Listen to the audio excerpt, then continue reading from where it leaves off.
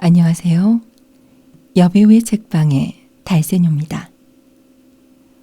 오늘 달세뇨가 읽어드릴 책은 셜록 홈즈 시리즈 중 빈집의 모험입니다. 빈집의 모험은 지난번 올려드린 마지막 사건 이후 홈즈가 다시 등장하는 이야기인데요. 혹시 마지막 사건을 아직 듣지 않으셨다면 마지막 사건을 먼저 들으시고 빈집의 모험을 들으신다면 내용을 이해하시는데 도움이 될 것 같습니다. 그럼 달세뇨가 읽어드리는 빈집의 모험 시작하겠습니다.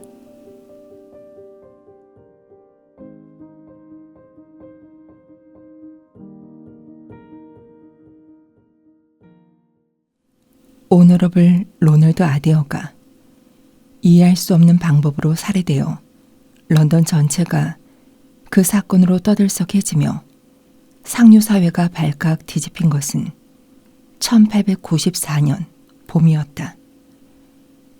경찰 수사 중에 드러난 사건의 내용은 이미 일반인들에게도 알려졌지만 이 사건은 검찰이 확보한 증거가 너무 결정적이어서 제대로 된 사실을 공표하지 못한 채 상당 부분이 세상에 알려지지 않고 끝났다. 그로부터 거의 10년이 지난 지금에 이르러서야 비로소 그 기이한 사건에 공표되지 않은 부분을 내가 발표할 수 있게 되었다. 그런데 이 사건 자체도 틀림없이 흥미로웠지만 그 뒤에 일어난 일은 누구보다 모험적인 삶을 살아온 나로서도 지금까지 겪은 어느 사건보다도 더 뜻밖이었고 놀라웠다.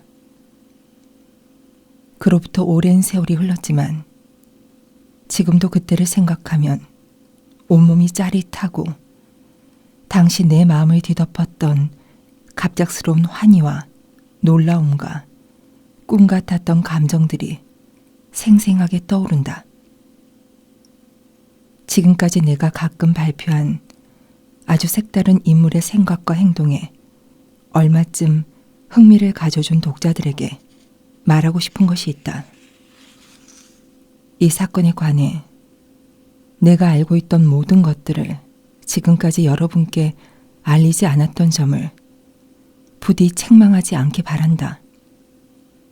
그가 내게 굳게 항고령만 내리지 않았더라면 무엇보다도 먼저 그 일에 대해 여러분에게 알리는 것이 내 임무였겠지만 지난달 3일에야 그 함구령이 풀렸으니 나로서도 별 도리가 없었다.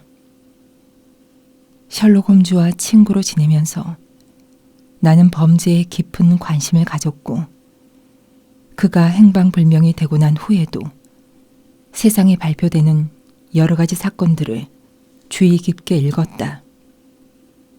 그건 나만의 만족을 위해서였고 그리고 별로 성공을 거두지는 못했지만 실제로 그런 문제들을 해결하려고 그의 수법을 응용해 본 적도 한두 번이 아니었다. 그러나 이 로널드 아데어의 비극적인 사건만큼 마음이 끌리는 사건은 없었다. 검시 재판의 결과는 한 사람 내지 몇 사람에 의한 고의적인 살인이었지만 나는 증언 기록을 읽으면서 셜록 홈즈의 죽음이 얼마나 사회적 손실이었는지 새삼 실감했다. 이 이상한 사건에는 홈즈의 흥미를 끌만한 점이 몇 가지 있어서 유럽 최고의 명탐정의 훈련된 관찰력과 재빠른 두뇌로 경찰의 노력을 보충하거나 그 이상으로 도와주었을 것이다. 나는 환자들의 집을 하루 종일 마차로 회진하면서도 사건에 대해 생각했다. 하지만 끝내 만족할 만한 설명은 찾지 못했다. 이미 알고 있는 사실을 다시 말하는 것이지만 그 당시 세상 사람들에게 알려진 검시 재판의 결과를 요점만 말하겠다. 오너러블 로널드 아데어는 오스트레일리아 식민지 총독의 한 명이었던 메이누스 백작의 둘째 아들로 때마침 백내장 수술을 받기 위해 귀국해 있던 어머니와 여동생 힐다와 함께 그 무렵 파크레인 427번지에 살았다. 로널드는 상류층 사람들과 교제하며 알려진 바에 의하면 원한을 품을 만한 적도 없었고 특별히 품행도 나쁘지 않았다. 그는 카스테어즈의 미스 이디스 우들리와 약혼했지만 사건이 일어나기 몇 달 전에 서로 합의하여 파혼했다. 그러나 그로 인해 깊은 감정의 골이 남았다는 징후는 어디에서도 찾아볼 수 없었다. 또한 그의 일상생활은 조용한 습관과 냉정한 성격으로 인해 한정된 범위 안의 평범한 사람들과 접촉했을 뿐이었다. 그러나 이 태평스러운 젊은 귀족이 1894년 3월 30일 밤 10시부터 11시 30분 사이에 갑작스럽게 살해된 것이다. 로널드 아데어는 카드를 즐겼지만 자신을 위태롭게 할 만큼 큰 도박은 결코 하지 않았다. 그는 볼드윈, 캐븐디시, 베거텔 카드클럽의 회원이었다. 살해된 날 저녁에도 식사 후에 베거텔 클럽에서 휘스트를 했다는 것이 판명되었다. 그와 함께 판을 벌린 사람들인 머레이, 존 하디경, 모런 대령의 진술에 의하면 그들은 휘스트를 했고 승부는 격렬하지 않았다. 아데어는 5파운드쯤 잃었을지 모르나 그 이상은 아니었다고 한다. 그는 상당한 재산이 있었으니 5파운드쯤 잃었다고 해서 그에게는 아무런 영향도 끼치지 않았으리라. 그는 거의 하루도 빠지지 않고 어딘가의 클럽에서 카드를 했지만 그는 조심스러운 승부사였기 때문에 주로 따는 편에 속했다. 조서에 의하면 몇 주일 전에도 모런 대령과 편을 짜서 가드프리 밀러와 발모랄 경을 상대로 하룻밤에 420파운드나 땄다고 한다. 이상이 검시 재판에서 밝혀진 피해자의 신변 정황이다. 사건이 있던 날 그는 밤 10시 정각에 클럽에서 돌아왔는데 그의 어머니와 여동생은 친척집에 가고 집에 없었다. 그가 평소 거실로 사용하던 3층의 앞쪽 방으로 들어가는 기척을 분명히 들었다고 하녀가 증언했다. 하녀는 그 방 난로에 불을 피웠고 연기가 나서 창문을 열어두었다고 했다. 그리고 11시 20분에 노부인과 딸이 돌아올 때까지 3층에서는 아무 소리도 없었다고 한다. 집에 돌아온 노부인은 아들에게 밤 인사를 하기 위해 아들 방에 가봤지만 방은 안에서 잠겨 있었고 문을 두드려도 대답이 없었다.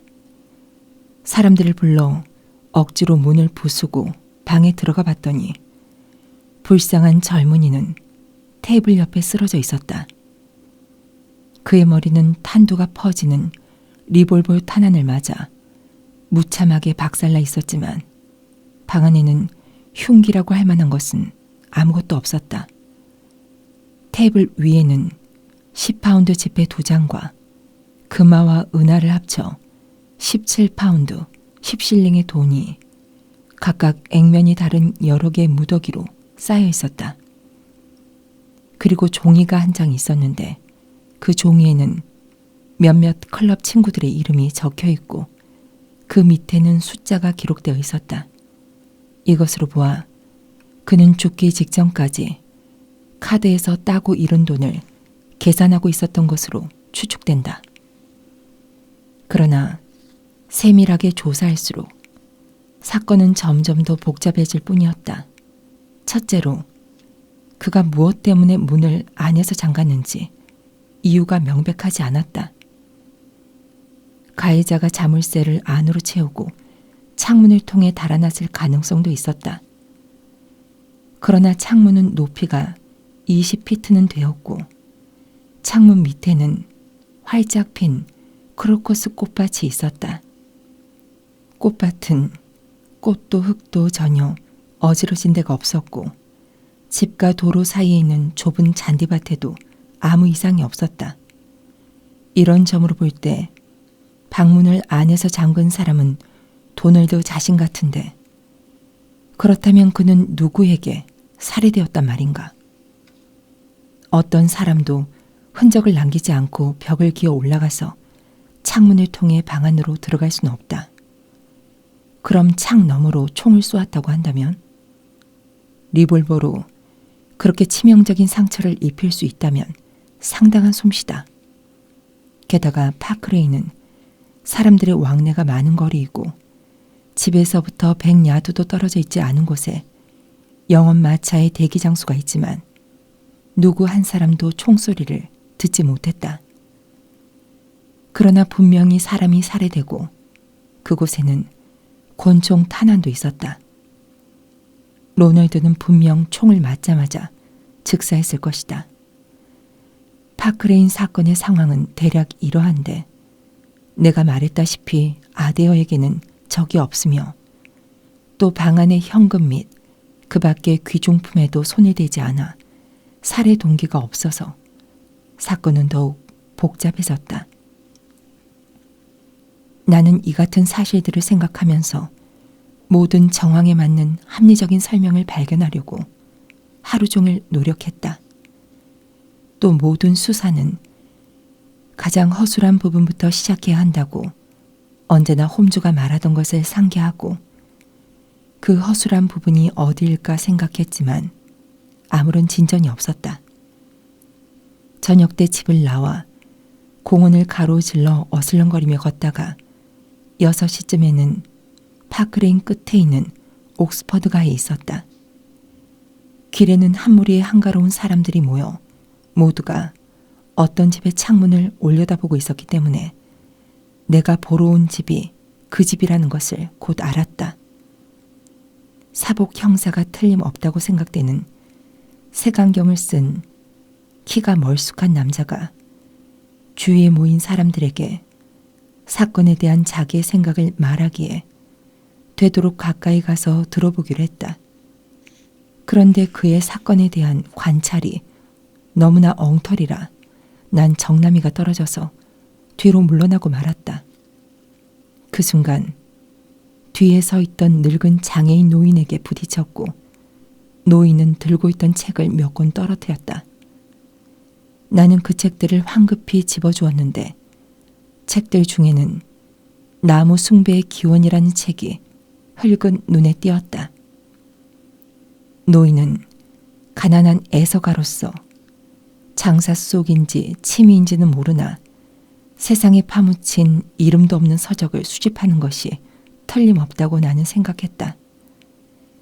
나는 실수를 정중히 사과했지만 노인은 떨어뜨린 책이 대단히 귀중했던지 저주가 섞인 욕설을 내뱉었다.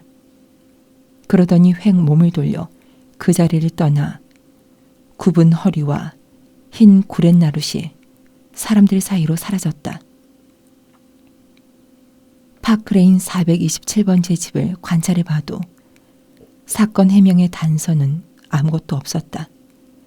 집과 길 사이에는 낮은 담과 난간이 있었으나 담과 난간에 더해도 높이가 5피트가 안 되어 아무나 쉽게 뜰 안으로 들어갈 수 있었다. 그러나 3층 창문은 절대로 접근할 수 없었다. 수도관이나 잡고 올라갈 수 있는 게 아무것도 없어서 아무리 날쌘 사람이라도 올라갈 수 없었다. 점점 더 알 수 없게 된 나는 켄싱턴의 집으로 돌아갔다.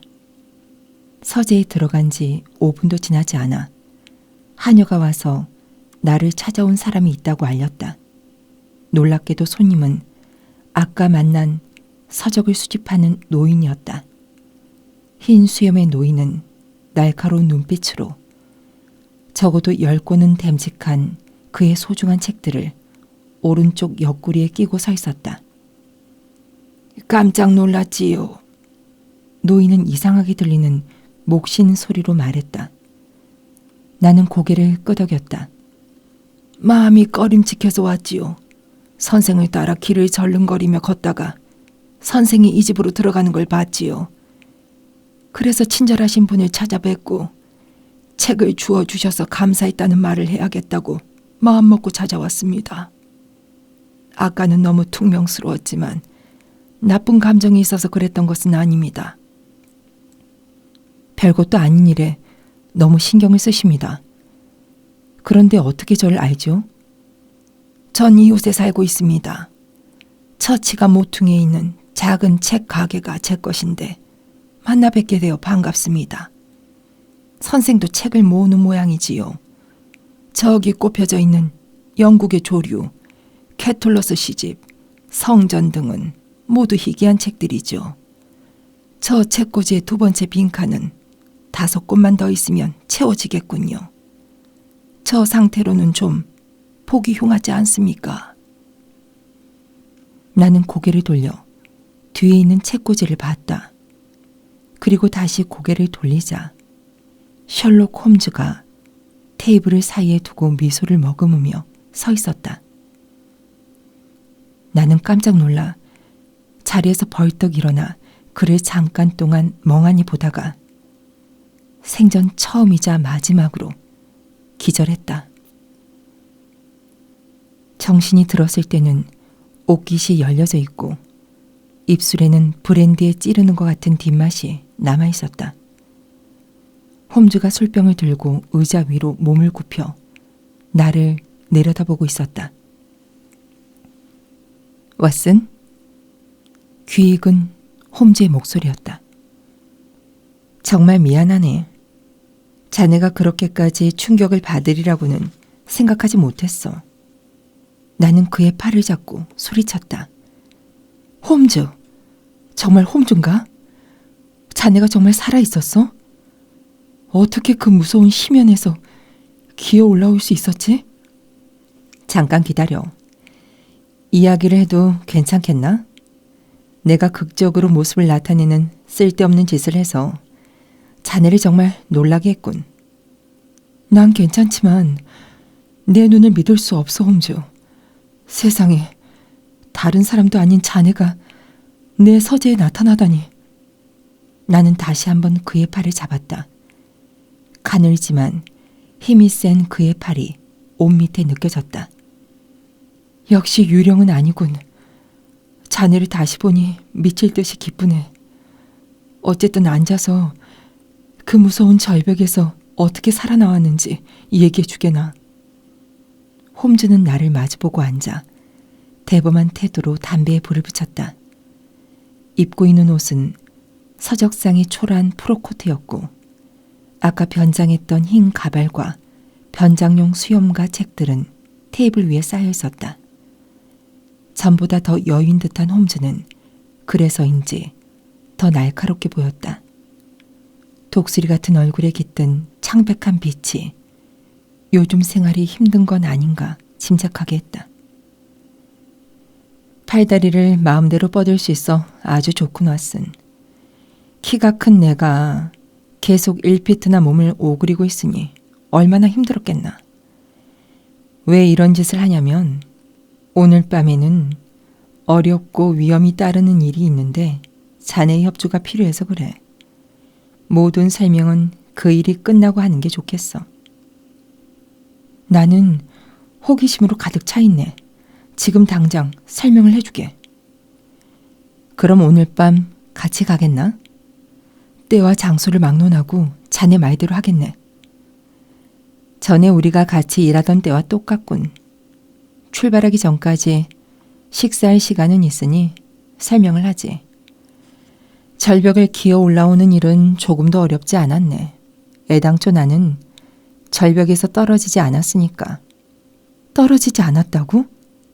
그래, 떨어지지 않았네, 왓슨. 내가 자네에게 쓴 편지는 진짜야. 안전한 곳으로 통하는 좁은 길목을 모리아티 교수가 막고 서 있는 것을 봤을 때 나는 내 생애도 이것으로 끝장이라는 것을 똑똑히 깨달았지. 그의 회색 눈에서 냉혹한 그의 목적을 읽었어. 그래서 나는 그와 두서너 마디 말을 나눈 뒤 유서를 쓸 수 있는 시간을 달라고 했네. 그는 친절하게도 허락해 주더군. 그리고 나는 유서를 담배깎아 지팡이와 같이 그곳에 두고 좁은 길을 걸어갔어. 모리아티 교수는 내 뒤를 바짝 쫓아왔지. 막다른 골목에 다다르자 나는 궁지에 몰려 그곳에 서 있었어. 모리아티는 무기는 꺼내지 않고 내게 달려들어 긴 두 팔로 나를 껴안았네. 그는 자기의 아군이 다 되었음을 깨닫고 내게 복수할 일념만 갖고 있었지. 우리는 맞붙은 채로 폭포의 절벽 위에서 뒤엉켜서 싸웠네. 나는 일본의 무술 바리치를 배워서 그전에도 여러 번 유용하게 사용한 적이 있었지. 그래서 그의 팔을 빠져나올 수 있었고 모리아티는 비명을 지르며 미친 듯이 헛발질을 하더군. 두 팔을 허공에 휘저었으나 그는 애쓴 보람도 없이 몸의 균형을 잃고 절벽 밑으로 떨어졌네. 난 절벽 끝에 고개를 내밀고 내려다봤는데 그는 아득한 밑으로 떨어지며 바위에 부딪혀 퉁겨지더니 곧 물보라를 일으키며 물속으로 빠졌네. 홈즈가 담배를 뻐끔뻐끔 피며 말하는 설명을 나는 놀라움 속에서 들었다. 하지만 발자국은 어떻게 된 건가? 난 소리쳤다. 두 사람이 좁은 길을 가긴 했지만 돌아오지 않은 발자국들을 나는 내 두 눈으로 똑똑히 봤네. 그건 이렇게 된 거야. 모리아티 교수가 사라진 순간 나는 문득 운명의 신이 대단한 행운의 기회를 내게 마련해 준 것이라는 생각이 들었네. 내 목숨을 노리는 것은 모리아티 한 사람뿐이 아니라는 사실을 나는 알고 있었지. 두목이 죽었다는 사실을 알고 나에 대한 복수를 더욱 염원하는 놈들이 적어도 3명은 있어. 그들은 대단히 위험한 자들이어서 그 가운데 하나는 자신의 목적을 달성할 게 틀림없다고 생각했지.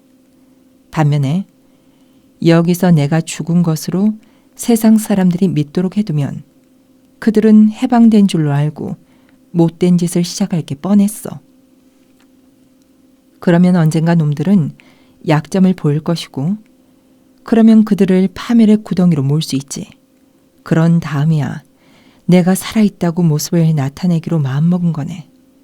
내 두뇌는 정말 빠르게 움직여서 모리아티가 라이엔바흐 폭포 바닥에 떨어지기도 전에 이런 일들을 생각했네.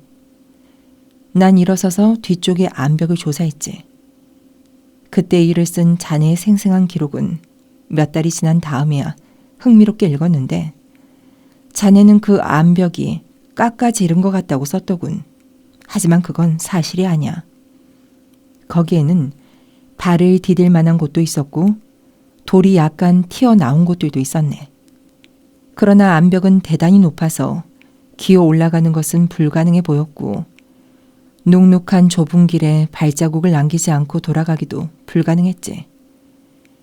이런 비슷한 상황에서 전에 했듯이 구두를 거꾸로 신고 걷는 방법도 있지만 그렇게 하면 세 사람의 발자국이 같은 방향으로 간게 되므로 금방 속임수라는 것이 드러나겠다고 생각했지. 결국 나는 위험을 무릅쓰고 그 절벽을 기어 오르기로 마음먹었네. 그건 결코 쉬운 일은 아니었어. 밑에서는 폭포 소리가 크게 들렸는데 나는 결코 공상가는 아니지만 모리아티의 목소리가 심연 속에서 나를 부르며 고함치는 것만 같았어. 조금만 잘못해도 끝장나는 판이었지. 붙잡고 있던 풀이 뽑히기도 하고 여러 번 젖은 바위 모서리에 걸치고 있던 발이 미끄러지기도 했는데 그때마다 이제 죽었다는 생각이 들었네. 그러나 나는 버둥거리면서 기어 올라가서 마침내 바위가 5, 6피트 움푹 파인 곳에 다다랐지.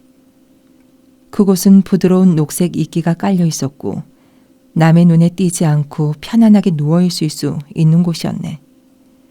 자네들이 나타나서 내가 죽었다는 것을 애석하게 생각하면서 나의 죽음을 전혀 효과 없는 방법으로 조사하는 동안 난 그곳에 누워 있었어. 결국 자네들이 완벽하게 틀린 결론을 내리고 나서 호텔로 돌아간 후 난 그곳에 혼자 남게 되었지.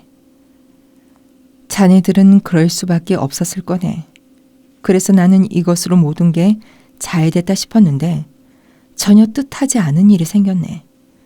커다란 바위 하나가 위에서 굴러 내 옆을 아슬아슬하게 스치고 좁은 길에 떨어져서 퉁긴 다음 폭포 아래로 떨어진 거야. 처음에 나는 그것이 우연히 생긴 일이라고 생각했지. 그러나 흘끗 위를 올려다봤더니 어두운 하늘을 배경으로 사람의 머리가 보였네. 그리고 또다시 큰 바위가 떨어져서 내 머리에서 1피트도 되지 않는 곳에 떨어지는 게 아닌가. 나는 곧 사태 파악을 했네. 모리아티는 혼자가 아니었어. 그의 패거리 중 한 놈이 모든 것을 지켜보고 있었던 거야. 얼마나 무서운 놈인지는 한번 흘낏 보고서도 알 수 있었네.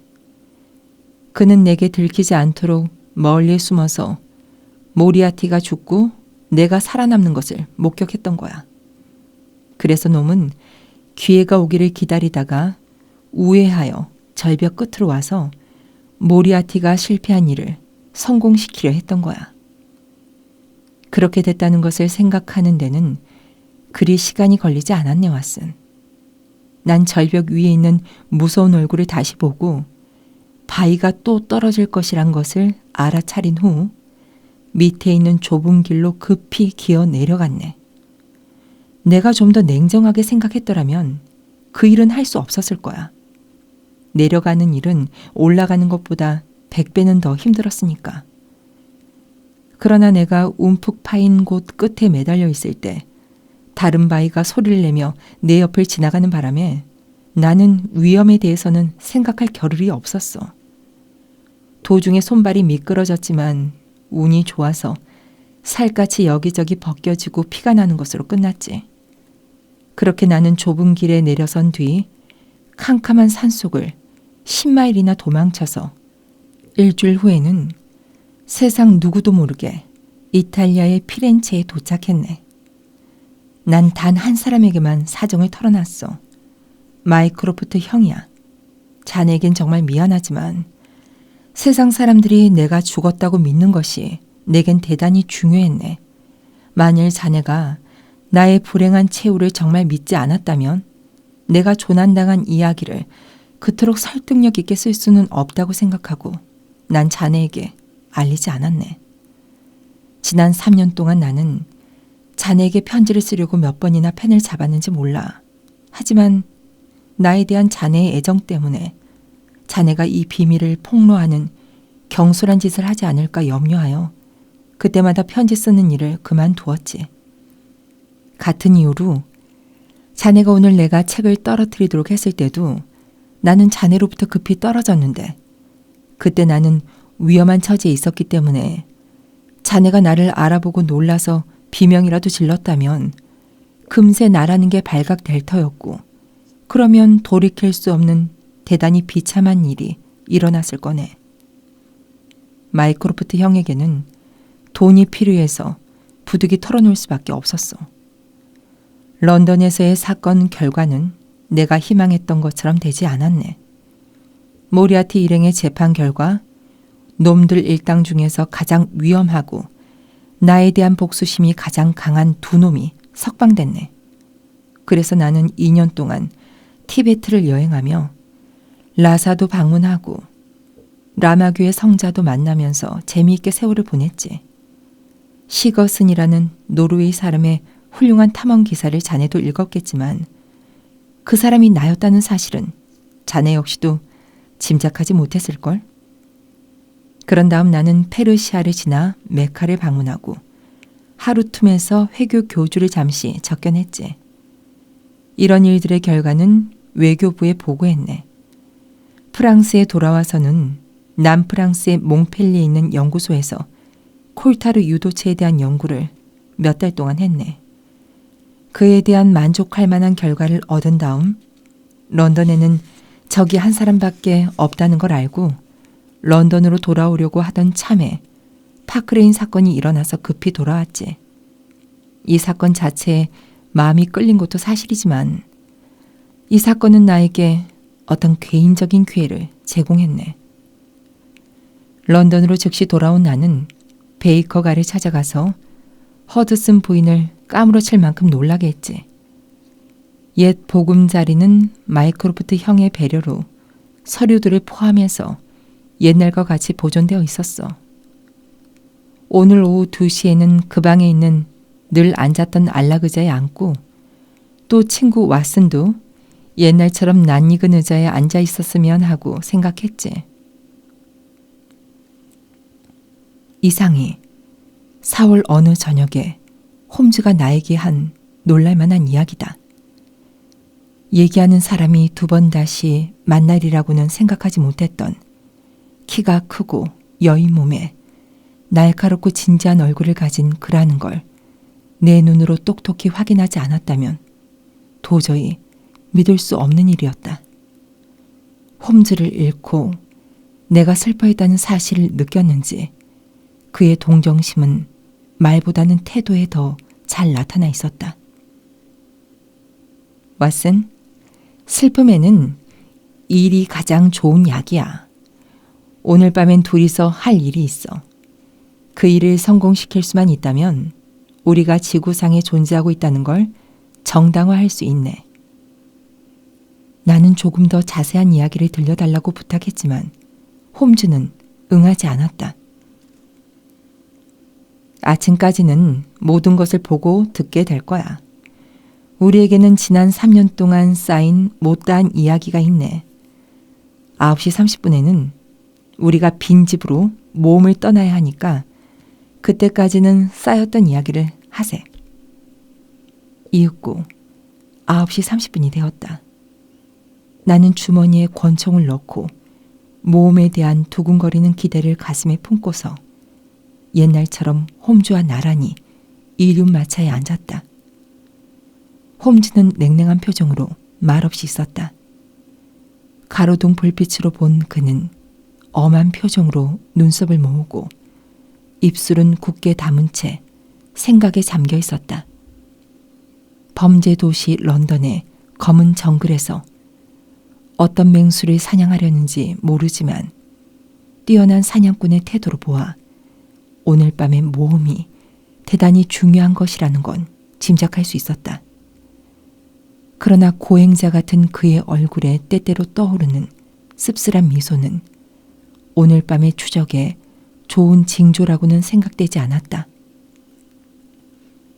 우리가 베이커가로 가는 줄 알았는데 홈즈는 캐번디시가의 모퉁이에서 마차를 세웠다.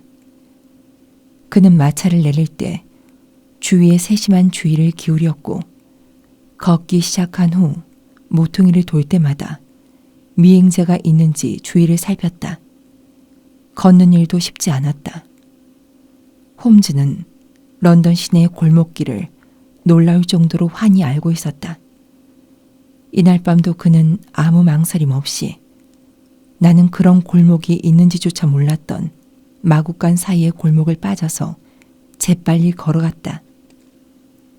이윽고 우리는 낡고 음침한 집들이 늘어선 작은 길로 나왔고 그 길을 지나 맨체스터가를 거쳐 블랜드포드가에 도달했다. 그곳에서 홈즈는 재빨리 좁은 통로로 들어가더니 나무 문을 통해 인기척이 없는 어느 뜰로 들어갔다. 그는 열쇠를 꺼내 어떤 집의 뒷문을 열었고 나와 함께 안으로 들어선 뒤 급히 문을 닫았다. 안은 칠흑같이 깜깜했지만 빈집이라는 것을 알았다. 바닥에는 두꺼운 판자가 깔려 있어 발을 움직일 때마다 삐걱거렸고 앞으로 뻗은 내 손끝에 리본같이 찢어진 종이가 매달려 있는 벽면이 닿았다. 홈즈의 마르고 차가운 손이 내 손목을 잡고 긴 복도를 지나 문이 있는 곳으로 끌고 갔다. 그 문의 위쪽에 있는 채광창을 통해 희미한 불빛이 보였다. 그곳에서 홈즈는 갑자기 오른쪽으로 방향을 틀어 커다란 빈 방으로 나를 데리고 갔다. 방의 내 귀퉁이는 캄캄했지만 방 가운데는 밖의 길에서 들어오는 불빛으로 어렴풋하게 물체가 보였다. 그러나 집 근처에는 가로등이 없고 창문에는 먼지가 잔뜩 끼어 있어서 가까스로 서로의 모습을 알아볼 정도였다. 홈즈가 내 어깨에 손을 얹고 속삭였다. 여기가 어딘지 알겠나? 베이커가가 틀림없네. 나는 먼지투성이 창문으로 밖을 내다보며 대답했다. 맞아. 이곳은 캔덤하우스로 우리 집 바로 맞은편에 있는 집이야. 왜 여기에 왔나? 그 아름다운 건물이 여기서 매우 잘 보이기 때문이야, 왓슨. 조금 더 창문 옆으로 다가가 보게. 그리고 자네 모습이 밖에 보이지 않도록 조심해서 우리의 방을 올려다보게. 자네의 그 많은 동화 같은 이야기들의 출발점인 그 방을 말이야. 내가 이곳에 없던 3년 동안 자네를 놀라게 하는 내 힘을 잃었는지 알아보자고. 나는 창문으로 살살 다가가서 눈에 익은 창문을 올려다봤다. 창문이 눈에 들어오는 순간 나는 놀라서 낮은 비명을 질렀다. 창문에 커튼은 쳐져 있었지만 방 안은 대낮처럼 밝고 그 커튼에 남자의 그림자가 비쳤다. 의자에 앉아있는 그림자는 창문의 밝은 커튼에 검은 빛으로 똑똑히 비쳤다. 머리를 들고 있는 모습이며 반듯한 어깨며 날카로운 얼굴 모습 등 그것은 홈즈의 모습이 틀림없었다. 얼굴은 반쯤 옆으로 돌리고 있었는데 나는 너무 놀라서 손을 들어 옆에 진짜 홈즈가 서 있는지 확인해 봤다. 홈즈는 소리내지 않고 배를 잡고 웃었다. 어떤가 왓슨? 홈즈가 물었다. 세상에, 정말 똑같군. 내가 소리쳤다. 세월도 습관도 나의 끝없는 재능을 무디게 하지 못한 모양이야. 그의 목소리에는 예술가가 자신의 작품에 대해 갖는 환희와 자랑이 담겨 있었다. 어때? 나와 똑같지 않은가? 하늘의 맹세할 정도야. 그르노블의 오스카 무니에 씨의 작품이지. 그는 내 사진 한 장을 보고 며칠에 걸려 저 주형을 만들었네. 저 흉상은 밀랍으로 만든 거야. 그 밖의 것들은 내가 오늘 오후에 집에 갔을 때 준비했네. 왜 이런 짓을 하지? 내가 다른 곳에 있을 때도 어느 놈들에게는 내가 방에 있다고 믿게 해야 할 강력한 이유가 있었기 때문이야. 그럼 누군가 자네 방을 지켜보고 있다고 생각하는 건가? 그렇다고 확신하네. 그게 누구지? 내 오래된 적들. 두목이 라이엔바흐 폭포에 빠진 집단의 패거리들이지. 내가 아직도 살아있다는 것을 알고 있는 사람들은 그들밖에 없어. 따라서 그들은 언젠가는 내가 베이커가의 내 방으로 돌아오리라고 생각했을 거야. 그들은 내 방을 계속 감시했고 오늘 아침에 내가 도착하는 것을 봤네. 그걸 어떻게 아나? 내가 밖을 흘긴 내다봤을 때 내 방을 지켜보는 감시자를 봤거든. 파커라고 하는데 대단한 놈은 아니야. 주로 사람의 목을 죄고 강도짓을 하는 놈인데 유대 하프를 잘 다루지. 그를 두려워하지는 않지만 그의 배후에 있는 만만치 않은 놈이 대단히 신경이 쓰이네.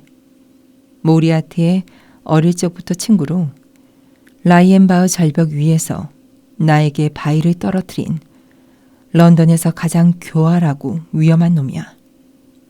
놈은 오늘 밤 나를 노리고 있고 반대로 우리가 자기를 노리고 있다는 사실을 모르고 있네 왓슨. 홈즈의 계획을 차츰 이해했다. 이 은신처는 감시자를 감시하고 추적자를 반대로 추적하게 만들었다. 저 위쪽 창문의 여인 그림자는 미끼였고 우리는 사냥꾼이었다. 우린 말없이 어둠 속에 서서 바쁜 걸음으로 오고 가는 창밖의 사람들을 봤다.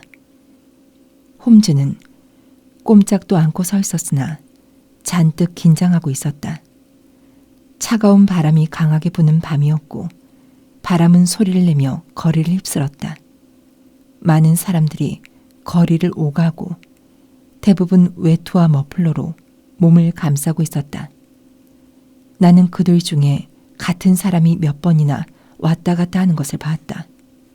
특히 조금 떨어진 곳의 집 현관에 바람을 피하려는 듯이 서 있는 두 사람이 눈에 띄었다. 홈즈에게 그 사실을 알려주려고 했는데 홈즈는 조바심 나는 목소리를 내면서 계속 거리를 보고 있었다. 그가 여러 번 발을 움직이고 손가락으로 벽을 빠르게 톡톡 치는 것으로 보아 무언가 걱정되기 시작했고 계획대로 되지 않는 게 분명했다. 드디어 자정이 가까웠다. 거리의 사람들의 발길도 뜸해지자 홈즈는 마음의 동요를 억제할 수 없는지 방안을 서성거렸다. 그에게 말을 걸려는 찰나 나는 불이 켜져 있는 창문을 보고 조금 전에 경험한 것과 같은 놀라움을 맛봤다. 난 홈즈의 팔을 꽉 잡고 위쪽의 창을 가리키며 소리쳤다. 저 그림자가 움직였네. 실제로 창문에 비친 홈즈의 그림자는 옆모습이 아니라 우리에게 등을 향하고 있었다. 물론 움직였을 테지. 홈즈가 말했다. 언뜻 봐도 인형이라고 알 수 있는 것을 세워놓고 유럽에서 가장 날카로운 놈을 속일 수 있을 것 같은가? 내가 그렇게 남을 웃기는 바보라고 자네는 생각하나 왓슨? 그의 무뚝뚝함과 자기보다 지능이 낮은 사람을 대할 때의 성급한 기질은 그를 보지 못한 3년 동안에도 변하지 않았다. 우린 이 방에 2시간이나 있었어. 그동안 허드슨 부인은 8번이나 저 상반신을 돌려놨네. 15분마다 바꾼 셈이지. 부인은 방의 안쪽에서 돌렸기 때문에 부인의 모습이 창문에 비치지 않은 거야. 아! 홈즈가 갑자기 날카롭게 숨을 들이켰다. 어둠 속에서 홈즈가 긴장으로 온몸을 굳히며 머리를 앞으로 내미는 것이 보였다. 창밖의 거리에는 아무도 없었다. 아까 두 사람은 아직도 현관 출입구에 웅크리고 있을 것 같은데 보이지 않았다. 주위는 조용하고 어둡기만 했다. 다만 맞은편 창문만 밝은 노란 불빛 속에 홈즈의 모습을 보여줄 뿐이었다. 완전한 정적 속에서 숨을 들이마시는 나지막한 소리를 들었다. 그것은 홈즈가 심한 흥분을 숨기려고 낸 소리였다. 잠시 후에 그는 방의 가장 어두운 구석으로 나를 끌고 가서 소리내지 말라고 손으로 내 입을 막았다. 그 손가락은 떨고 있었다. 홈즈가 이토록 감정을 나타낸 적을 한 번도 본 적이 없었다. 창밖에 보이는 거리는 어둡고 쓸쓸했으며 움직이는 것은 아무것도 없었다. 갑자기 나보다 날카로운 홈즈의 감각이 이미 감지한 것을 나도 듣게 되었다. 은밀하게 움직이는 희미한 소리가 내 귀에 들렸다. 그 소리는 베이커가 쪽에서 나지 않고 우리가 숨어있는 집의 뒤쪽에서 들렸다. 문이 열리고 닫히는 소리가 들렸다. 잠시 후에 사람의 발소리가 복도를 통해 우리 쪽으로 다가왔다. 발소리를 내지 않으려고 했지만 빈집이라 소리가 울려 퍼졌다. 홈즈가 벽에 기대어 몸을 웅크려서 나도 권총을 단단히 쥐고 그의 행동에 따랐다. 어둠 속을 지켜보고 있으니 검은 문에 사람의 모습이 더 검게 나타났다. 그는 그곳에 잠시 서 있다가 몸을 구부린 채 위협적인 모습으로 살금살금 안으로 들어왔다. 그는 우리 앞 3야드쯤 이내로 다가왔다. 나는 그를 상대할 태세를 갖추었지만 그는 우리가 있다는 사실을 모르는 듯했다. 그는 우리 바로 옆을 지나 창문으로 살금살금 다가가서 창문을 소리 없이 반 피트쯤 들어올려 열었다. 그가 열린 창문만큼 몸을 낮추자 창밖의 가로등 불빛이 그의 얼굴을 정면으로 비추었다. 그도 흥분으로 제정신이 아닌 모양이었다. 두 눈은 별처럼 반짝반짝 빛났고 얼굴은 꿈틀꿈틀 경련이 일어났다. 나이가 꽤 들었으며 가늘고 오똑한 코에 이마가 높았고 반백의 굵은 콧수염을 기르고 있었다. 오페라 모자를 뒤로 젖혔었고 열려있는 외투 앞서프로 하얀 야외복 셔츠가 보였다. 검고 수척한 얼굴에는 잔인해 보이는 주름살이 깊게 새겨져 있었다. 손에는 지팡이 같은 걸 들고 있었는데 그것을 바닥에 놓자 금속 소리가 났다. 그는 외투 주머니에서 부피가 큰 물건을 꺼내 작업에 열중했다. 이윽고 스프링이나 볼트가 제자리를 찾는 것 같은 찰칵 소리가 났고 그제야 일이 끝난 것 같았다. 그는 계속 바닥에 무릎을 꿇고 앞으로 몸을 굽혀 무슨 지렛대 같은 것에 온몸의 무게를 실어 힘을 가했다. 그러자 무언가 돌아가는 듯 삐걱거리는 소리가 났고 다시 한번 찰칵 소리가 크게 들렸다. 그런 다음 그는 몸을 일으켰는데 이상한 모양의 개머리판을 댄 총으로 보이는 것을 들고 있었다. 그는 총열을 꺾은 다음 총신에 무언가를 넣고 총열을 닫았다. 그런 다음 바닥에 쭈그리고 앉아 총신 끝을 열려있는 창턱에 걸쳤다. 그리고 총을 조준했는데 기다란 콧수염이 개머리판에 닿았고 눈은 광채를 내뿜었다. 그는 만족스럽다는 듯이 작은 한숨을 내쉬고 총대를 어깨에 대고 조준했다. 그가 노리는 것은 놀랍게도 밝은 창문에 비치고 있는 홈즈의 검은 그림자였다. 그는 잠깐 꼼짝도 하지 않다가 방아쇠를 당겼다. 쉿 하는 이상한 소리가 들리더니 곧장 유리창이 깨지는 소리가 길게 울려 퍼졌다. 그 순간 홈즈는 호랑이처럼 저격자의 등에 달려들어 그의 얼굴이 바닥을 향하도록 매다 붙였다. 그러나 그는 즉시 일어나서 무서운 힘으로 홈즈의 목을 움켜잡았다. 내가 권총의 손잡이로 그의 머리를 후려치자 그는 다시 바닥에 쓰러졌다. 나는 즉시 놈에게 몸을 던져 꼼짝 못하게 했고 홈즈는 날카롭게 호루라기를 불었다. 즉시 거리를 달려오는 발소리가 들리고 경관 2명과 사복 형사 1명이 방으로 뛰어들었다. 레스트레이드, 당신이군요. 홈즈가 말했다. 홈즈 씨, 내가 직접 이 일을 처리하기로 했습니다. 런던에서 다시 뵙게 돼서 반갑습니다. 당신에게 비공식적인 도움이 필요할까 싶어 제가 나섰죠. 미궁에 빠진 사건이 1년에 3건이나 생기면 곤란하니까요. 당신은 몰세이 사건을 당신답지 않게, 아니 내 말은 훌륭하게 처리했단 말이죠. 우린 모두 일어섰고 우리에게 잡힌 남자는 건장한 2 경관 사이에서 숨을 몰아쉬고 있었다. 밖에는 구경꾼들이 벌써 몇 명 모여 있었다. 홈즈는 창문을 닫고 커튼을 쳤다.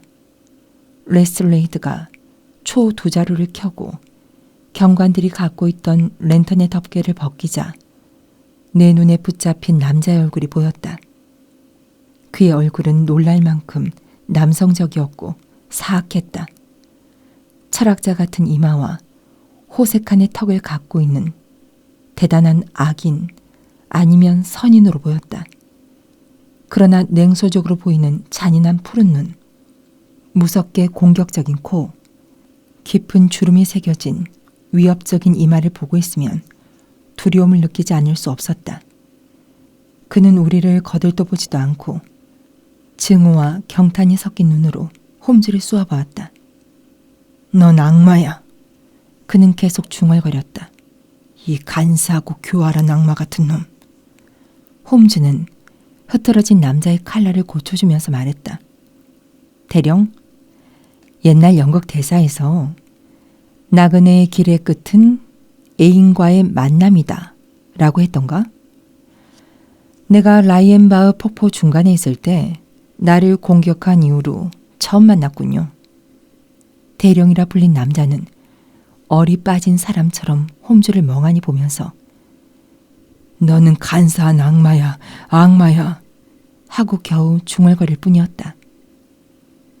당신을 아직 소개하지 않았군요. 홈즈가 이어 말했다. 이분은 세바스찬 모런 대령으로 한때는 우리 대영 제국 인도군의 장교였죠. 또한 맹수 사냥에서는 대영 제국의 동방 여러 나라에서 가장 훌륭한 명사수였습니다. 호랑이 사냥에 있어서는 아직도 당신의 기록을 깬 사람이 없죠, 대령? 사납게 생긴 남자는 아무 말도 하지 않고 홈즈만 노려봤다. 사납게 부릅뜬 눈과 뻣뻣한 수염의 노인은 마치 호랑이처럼 보였다. 내 간단한 책략에 당신 같은 노련한 사냥꾼이 걸려들다니 이상하군. 홈즈가 계속했다. 이런 책략은 당신도 많이 썼을 거야. 나무 아래에 어린 양을 미끼로 붙들어 매놓고 호랑이가 나타날 때까지 총을 갖고 나무 위에서 기다린 적이 있었겠지. 이 빈집은 내 미끼였고 당신은 내 호랑이였어. 그런 경우에 당신은 호랑이가 여러 마리 나타나거나 그럴 가능성은 적지만 혹시 호랑이를 맞추지 못했을 때를 대비해서 예비로 다른 총을 준비했겠죠? 그는 우리를 가리키며 말했다. 이들이 내 예비 총이었소. 당신이 호랑이 사냥 때 준비한 예비 총이나 이 사람들이나 같은 역할이오. 모런 대령은 분노의 욕설을 퍼부으며 홈즈에게 덤볐지만 경관들이 그를 제지했다. 노기를 띤 그의 얼굴은 무시무시했다. 솔직히 말해서 나도 놀란 점은 있어. 홈즈가 또 말했다. 당신이 직접 이 빈집과 이 편리한 창문을 이용하리라고는 생각하지 못했소. 난 당신이 집 밖에서 조종할 줄 알았어. 그래서 내 친구 레스트레이드와 그의 동료들이 밖에서 기다리고 있었던 거요. 그 점만 빼면 모든 것은 내가 예상했던 대로 되었어. 모던 대령은 레스트레이드에게 말했다. 당신이 나를 체포할 정당한 이유가 있는지 모르지만 내가 이 남자의 빙정거림을 참아야 할 이유는 없어. 날 체포했다면 법대로 합시다. 이치에 맞는 말이군. 레스트레이드가 말했다. 이 사람을 데리고 가기 전에 더 할 말은 없습니까, 홈즈 씨? 홈즈는 바닥에 있던 강력한 공기총을 들고 살핀 다음 말했다. 훌륭하고 진기한 무기군. 대단한 힘을 가졌을 뿐만 아니라 아주 조용한 무기야. 죽은 모리아티 교수가 독일의 폰 헤르데르 시각장애 기술자에게 만들도록 한 것이지. 이 총이 있다는 것은 알고 있었지만 실물을 보는 건 처음이오. 이 총과 총알을 조심해서 관리하세요, 레스트레이드. 그 점은 믿어주십시오, 홈즈 씨. 경관들이 모두 출입구 쪽으로 향하자 레스트레이드가 말했다. 다른 하실 말은 없습니까? 대령을 무슨 죄로 연행하는지 그 점을 알고 싶군요. 무슨 죄를 졌느냐고요? 그야 물론 셜록 홈즈 씨 살인 미수죄죠. 그렇지 않아요, 레스트레이드. 나는 이 일에 이름을 드러내고 싶지 않아요. 경감이 참여한 대령 체포에 대한 모든 명예는 경감에게 갈 것이오. 경감 혼자서 대령을 체포한 것입니다. 그래요, 레스트레이드. 축하합니다. 언제나 그랬듯이 경감의 교묘하고도 대단한 행동이 놈을 체포한 거요. 체포해요. 누구를 체포했다는 말입니까, 홈즈 씨? 경찰이 온 힘을 기울이면서도 아직 못 잡고 있는 범인, 즉 지난달 30일에 파크레인 427번지 건물 3층 앞쪽에 열려있는 창문을 통해 공기총으로 목표를 맞추어 오너러블 로널드 아데어를 사살한 범인 세바스천 모런 대령을 말하는 거요. 이 사람의 진짜 제명은 그것이오. 왓슨, 유리창이 깨져 바람이 들어오는 것을 참을 수 있다면 내 서재에서 시가를 피우면서 30분쯤 보내는 것도 자네에게는 유익한 즐거움이 될 거네. 과거의 우리의 방은 마이크로프트 홈즈의 감독과 허드슨 부인의 관리 덕분에 옛날 모습 그대로였다. 방에 들어선 순간 전과 다르게 지나치게 정리되었다는 느낌이 들었지만 중요한 것은 모두 옛날 그대로의 장소에 있었다. 구석에는 산으로 더러워진 테이블과 화학 실험 설비, 선반 위에는 많은 런던 시민이 태워버리고 싶어하는 스크랩북과 참고 서류, 도표, 바이올린 케이스, 파이프 거리, 담배를 넣은 페르시아 슬리퍼에 이르기까지. 방을 둘러보니 모든 것이 눈에 들어왔다. 방에는 손님이 2명 있었다. 한 사람은 허드슨 부인으로 우리를 싱글싱글 웃는 얼굴로 맞아주었다.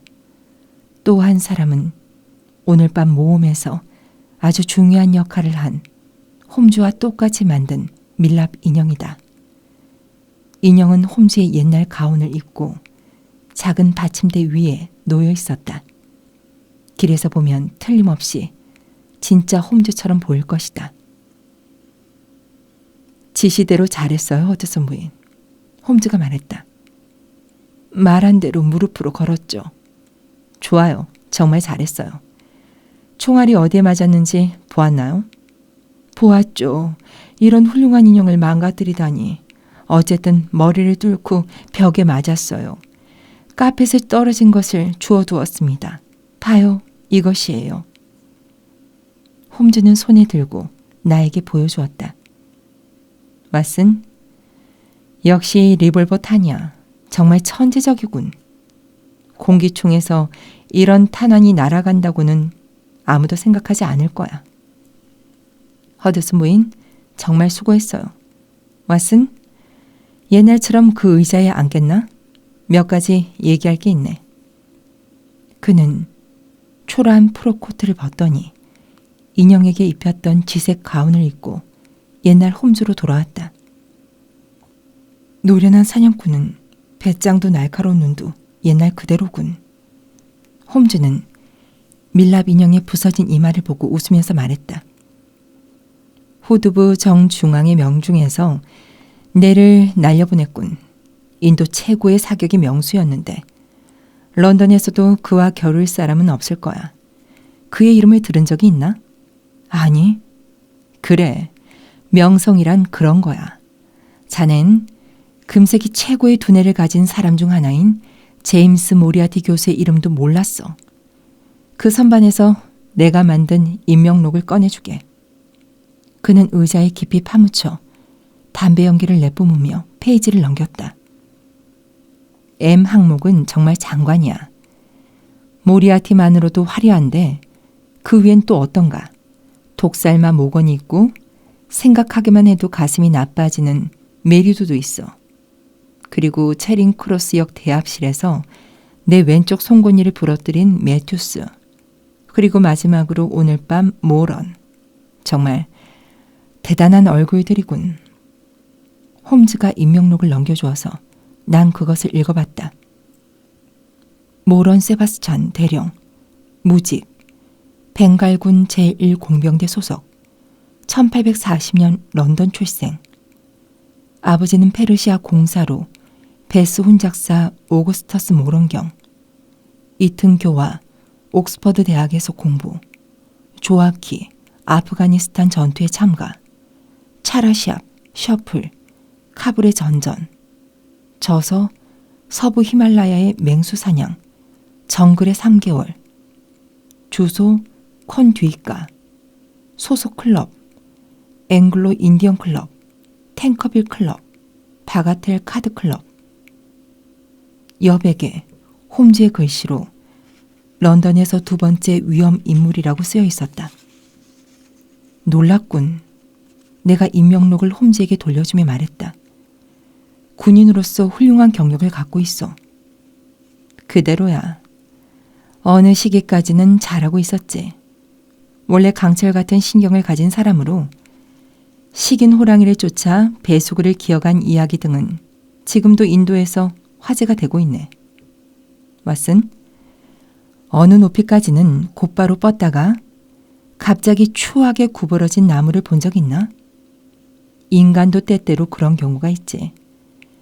개인은 성장하면서 조상으로부터 받은 모든 인자를 재현하는 것 같아. 성과 악, 어느 쪽으로 향하든 그런 변화는 혈통에 흐르는 강력한 인자에서 생기는 거야. 즉 개인은 일가 역사의 축도라고 할 수 있지. 어쩐지 공상적인 이야기 같군. 나도 고집할 생각은 없네. 어쨌든 모론 대령은 나쁜 방향으로 가기 시작했지. 겉으로는 아무 스캔들도 없었지만 그는 인도에 살 수 없게 되었어. 전역한 후엔 런던에 돌아왔지만 다시 나쁜 평판이 나기 시작했지. 이때 모리아티 교수를 만났고 한때는 보스 역할까지 했네. 모리아티는 그에게 아낌없이 돈을 주고 보통 악당이 할 수 없는 최고급 일만 시켰지. 1887년에 로드에서 스튜어트 부인이 죽은 사건을 기억하겠지? 생각나나? 그것은 분명히 모론의 짓이었는데 증거를 잡을 수 없었네. 전혀 증거를 남기지 않기 때문에 모리아티 일당이 괴멸했을 때도 그는 죄를 면했지. 언젠가 자네의 방을 방문했을 때 내가 공기총을 두려워하며 덧문을 닫았던 걸 기억하나? 자넨 나의 망상이라고 생각했겠지만 난 당연히 경계를 했네. 그 무서운 총의 존재를 알고 있었고 세계에서도 손꼽는 사격의 달인이 그것을 사용하고 있는 것도 알고 있었기 때문이야. 우리가 스위스에 갔을 때도 그는 모리아티와 함께 우리를 쫓아왔네. 라이엔바흐 바위에서 나에게 공포의 오븐을 맛보게 해준 것도 그가 틀림없고. 그를 감옥에 넣을 기회가 있나 하고 나는 프랑스에 있을 때도 계속 주위에서 신문을 읽었지. 그가 활개치며 런던을 돌아다니는 한 나로서는 살아있는 느낌이 아니었네. 밤이나 낮이나 그의 그림자에 위협당하다가 언젠가 꼭 당할 거라고 생각했지. 그럼 어떻게 하면 좋을까? 발견하자마자 그를 쏘아 죽일 수도 없었어. 그렇게 하면 내가 피고 속에 서야 하기 때문이지. 치안 판사에게 하소연해도 소용없는 일이야. 확실한 증거가 없는데 법의 힘을 행사할 수는 없었지. 결국 어떻게 할 수도 없었네. 하지만 언젠가는 내 손으로 잡을 거라고 믿고 범죄 뉴스를 열심히 체크했지.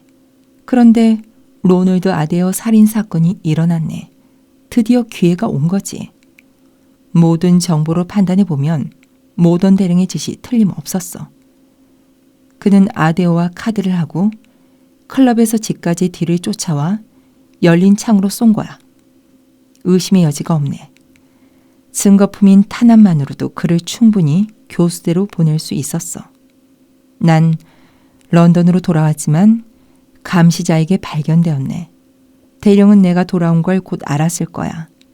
그리고 나의 갑작스러운 귀국을 자신의 범죄와 연결시켜 생각하고 당황한 것이 틀림없어. 그는 곧 나를 말살하려고 계획하고 그 목적을 위해 다시 그 무서운 총을 사용하려 했지. 난 창에 멋진 표적을 준비하고 만일에 대비해 경찰에도 응원을 요청했네. 그런데 왓슨, 자넨 그 문에 있던 경관들을 알아본 것 같더군. 난 감시하기에 아주 좋은 장소를 선택할 생각이었는데 설마 그가 같은 장소를 저격 지점으로 선택하리라고는 꿈에도 생각하지 못했어. 왓슨, 아직 내가 더 설명할 게 있나? 있네.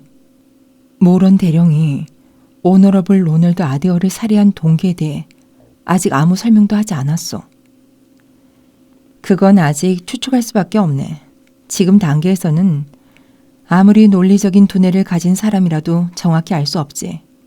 현재 증거를 근거로 가설을 세워보면 자네나 나나 답을 맞힐 가능성은 동일해.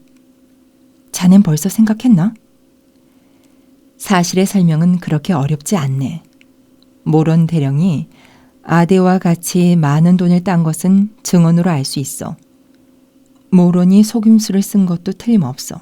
난 전부터 알고 있었네. 사건이 있던 날 아데어가 모론의 속임수를 눈치챘을 거야. 그래서 아데어는 모런과 둘이서 이야기를 했겠지. 즉 모런이 자발적으로 클럽을 탈퇴하고 앞으로 카드를 하지 않겠다고 약속하지 않으면 부정을 폭로한다고 강하게 협박했을 거야. 아데어 같은 젊은 사람이 자신보다 훨씬 나이가 많고 유명한 인물의 스캔들을 갑자기 폭로하지는 못했을 거네. 아마 지금 말한 것 같은 행동을 했겠지. 한편 모론으로서는 클럽에서 추방당하면 파멸이야. 속임수 트럼프 수입으로 생활했기 때문이지. 그것이 아데어를 죽인 이유인데 살해되었을 때 아데어는 돌려줘야 할 돈을 계산하고 있었어. 상대의 속임수로 딴 돈을 주머니에 넣을 수는 없었지. 방을 잠근 것은 어머니와 동생이 갑자기 들어와서 종이에 쓴 이름과 현금을 보고 이유를 묻는 게 싫어서였겠지. 자, 이제 됐나? 그래, 정말 그것이 진상이라고 생각하네. 사실 여부는 재판에서 밝혀지겠지. 어쨌든 모런 대령이 두 번 다시 우리를 괴롭히는 일은 없겠지. 폰 헤르데르의 유명한 공기총은 스코틀랜드 야드의 박물관을 장식할 거네. 셜록 홈즈는 다시 자유롭게 인생을, 런던의 복잡한 생활이 풍요롭게 제공해주는 흥미있는 작은 사건 수사에 바칠 수 있게 되었어.